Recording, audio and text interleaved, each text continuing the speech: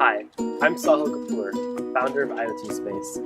Thank you so much for your interest in StoveSensor, and in a few seconds, we're going to get started on how to install it in your home. Okay, so we're going to start by taking everything out of the box and unpackaging the device.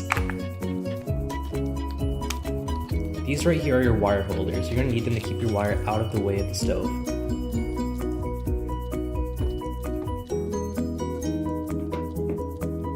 Next, we're going to plug in the device. So take the rightmost port of the device and plug the charger into that end.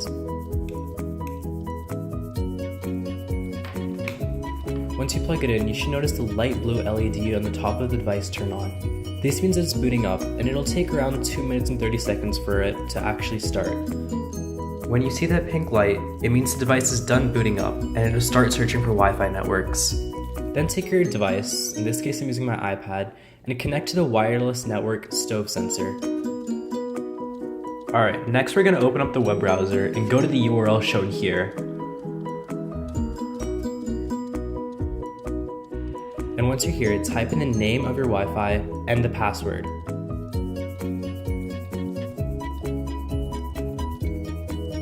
Hit submit.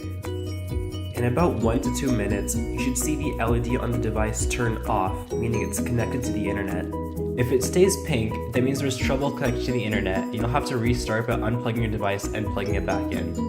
Now it's time to check if StoveSensor is working. Go to your browser and type in StoveSensor /, and that slash at the end is important.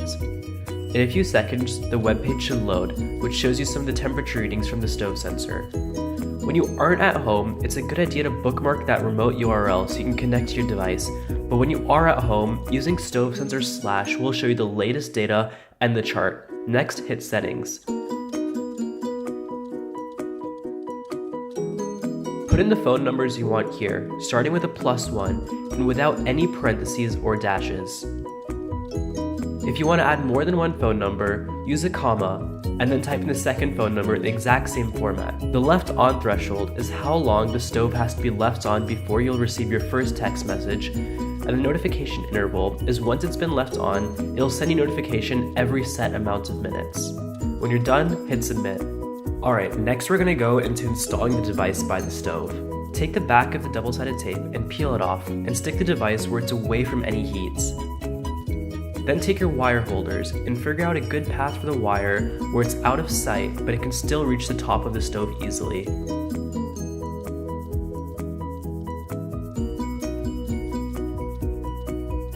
On this last part, you can get creative and find a good place for sticking the wire where it won't fall over.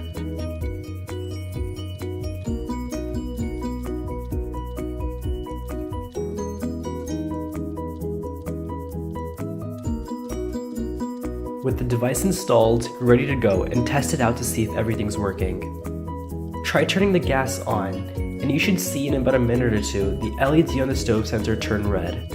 If you turn the gas off, in a minute or two you should see the device turn blue, meaning that your stove is either cooling or warming up. And after a few minutes, you should see the LED turn completely off, meaning your stove is not on.